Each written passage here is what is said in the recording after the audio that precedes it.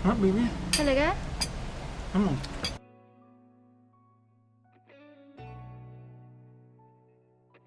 Hello! Ang ating pong lulutuin ngayon ay minced pork kinamatisan pasta. Dahil recently meron po kaming craze regarding sa pork kinamatisan, kaya ginawa rin po namin ito with chicken at ngayon gagawin natin ito with giniling na kasama ang pasta. Tara, luto po tayo! Ang ating pong mga ingredients ay meron tayong kalahating kilo ng giniling, 3 to 4 pieces ng kamatis, medium size, isang medium size na onion, at saka 5 to 6 cloves ng bawang. Then sa ating mga condiment, meron po tayong vinegar, 1/4 cup po. Tapos meron tayong soy sauce, 3 tablespoon. And then meron tayong fish sauce or patis. Ito kakaiba dahil iba yung alat na ibibigay ng patis, kaya mas maganda yung umami flavor. Hindi po tayo magluluto ng adobo, pero yung mga ingredients natin parang pang-adobo lang. Siyempre, dahil pasta to, kailangan po natin ng half kilo ng pasta. Any pasta, and you need to cook it as per the instructions. Ngayon, kailangan natin i-chop lang ang ating kamatis. Cut into cubes. Tanggalin natin yung mga ending kasi medyo matigas yan.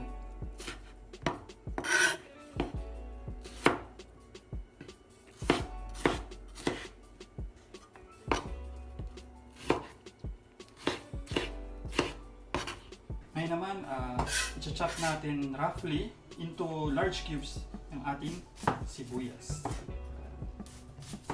Okay, let's chop our onion. Then ang ating garlic, hindi naman ganun ka-minced, pero medyo maliliit.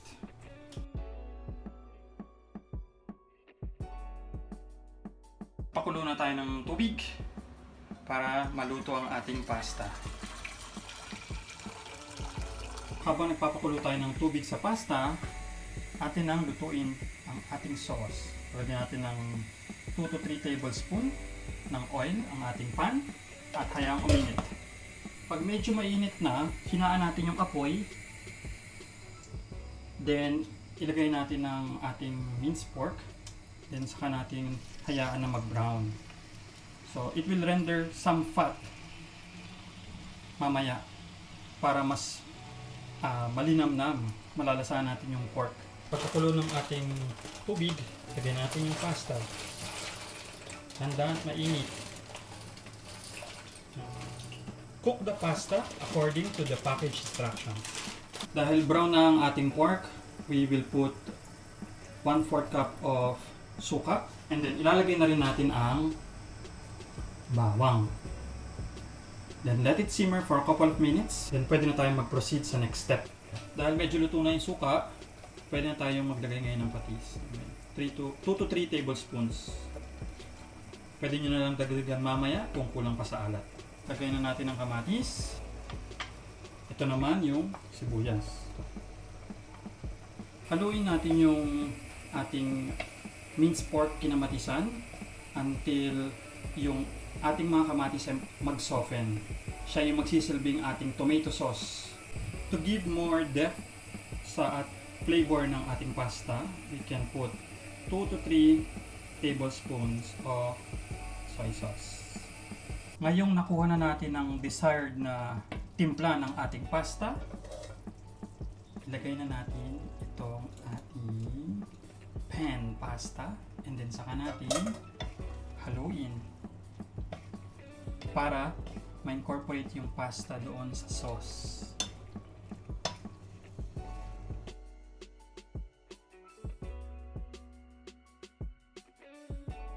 Ayan, luto na po ang ating minced pork kinamatisan pasta.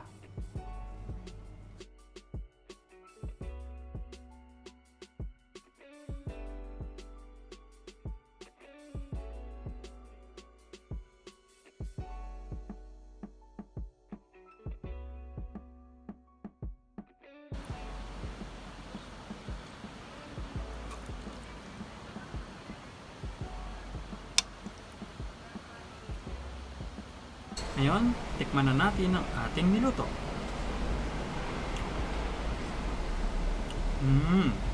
Ibang klaseng pasta dahil ang flavor niya nandun din yung asim ng suka, yung umami ng patis at saka ng toyo,